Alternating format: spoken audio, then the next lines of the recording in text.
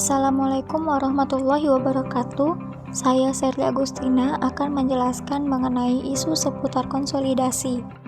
Perubahan kepemilikan akibat aktivitas pada entitas induk. Saham tambahan dari pihak ketiga.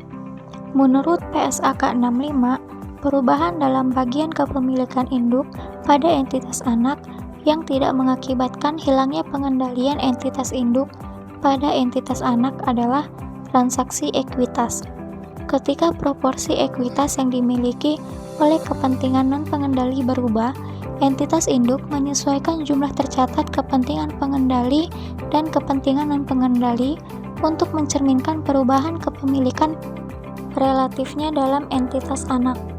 Contoh, PT Induk memiliki kepemilikan atas saham PT Anak sebesar 60% yang diperoleh pada 2 Januari 2015. Pada saat itu, PT Induk membayar 420 juta, yaitu sebesar proporsi nilai aset bersih PT Anak. Komposisi ekuitas PT Anak saat itu terdiri dari saham biasa dan saldo laba, masing-masing senilai 500 juta dan 200 juta. Pada tanggal 31 Desember 2015, PT Induk membeli tambahan saham PT Anak dari pihak ketiga sebesar 30% dengan membayar 250 juta. PT Anak melaporkan laba dan mengumumkan dividen selama tahun 2015 masing-masing sebesar 50 juta dan 30 juta. Buatlah jurnal yang dibutuhkan.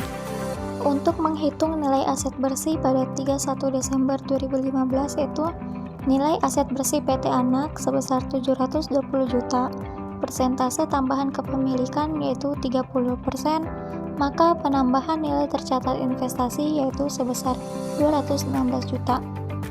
Imbalan yang dialihkan atas kepemilikan sebesar 30% yaitu 250 juta, maka selisihnya sebesar 34 juta. Jurnal yang dibutuhkan. Pada tanggal 2 Januari 2015, investasi pada PT Anak sebesar 420 juta didebit, pada kas sebesar 420 juta dikredit untuk mencatat investasi awal pada PT Anak. Pada tanggal 31 Desember 2015, untuk mencatat investasi tambahan pada PT Anak yaitu investasi pada PT Anak sebesar 216 juta rupiah dan ekuitas sebesar 34 juta rupiah didebit, maka kas sebesar 250 juta dikredit. Pada tanggal 31 Desember 2015, untuk mencatat bagian laba bersih dari PT Anak yaitu investasi pada PT Anak sebesar 30 juta didebit, pada bagian laba dari PT Anak sebesar 30 juta dikredit. Untuk mencatat dividen dari PT Anak yaitu kas sebesar 18 juta didebit, pada investasi pada PT Anak sebesar 18 juta dikredit. Jurnal eliminasi.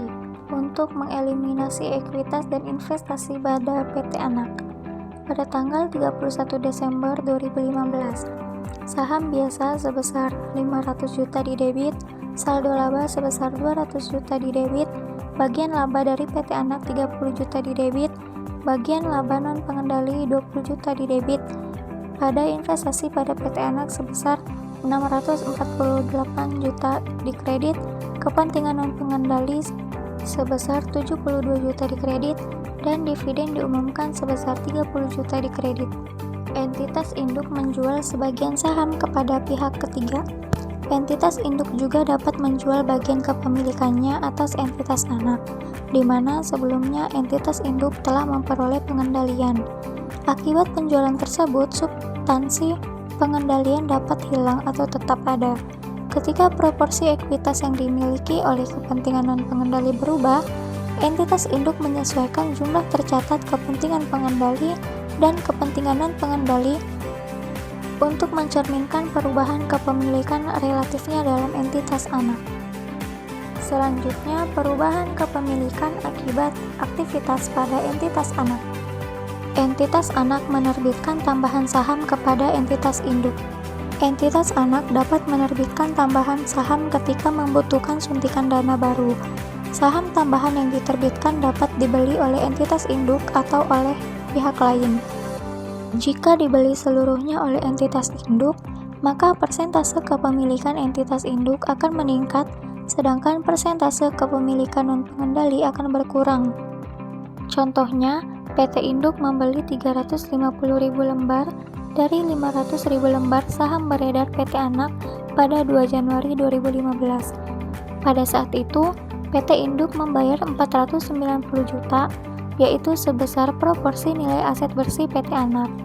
Komposisi ekuitas atau aset bersih PT Anak saat itu terdiri dari saham biasa dan saldo laba, masing-masing senilai 500 juta dan 200 juta.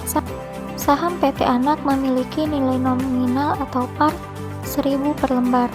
Pada tanggal 31 Desember 2015, PT Anak menerbitkan tambahan sebesar 100.000 lembar saham kepada PT Induk seharga 1.200 per lembar.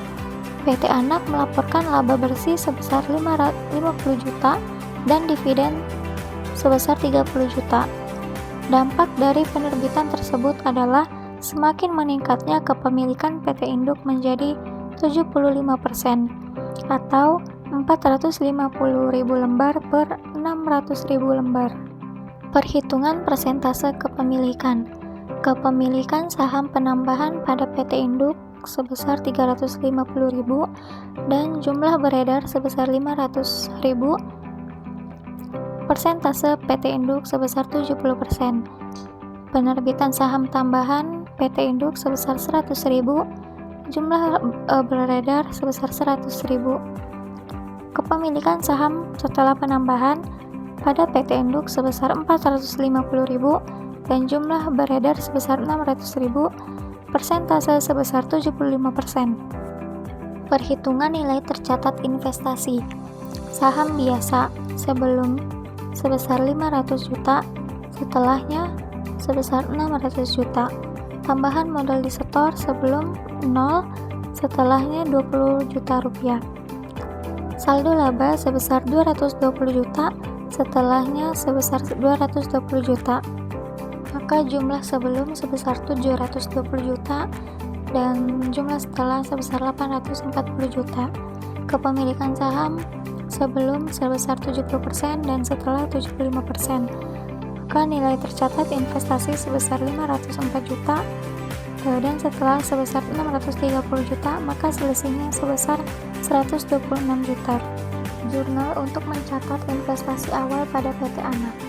Pada tanggal 2 Januari 2015, investasi pada PT Anak sebesar 490 juta di debit, pada kas sebesar 490 juta di kredit. Jurnal untuk mencatat penerbitan saham tambahan pada tanggal 31 Desember 2015, kas sebesar 120 juta di debit, saham biasa sebesar 100 juta di kredit, dan tambahan modal disetor sebesar 20 juta di kredit. Jurnal untuk mencatat investasi tambahan pada tanggal 31 Desember 2015, investasi pada PT Anak sebesar 126 juta di debit, kas sebesar 120 juta di kredit, dan ekuitas sebesar 6 juta di kredit.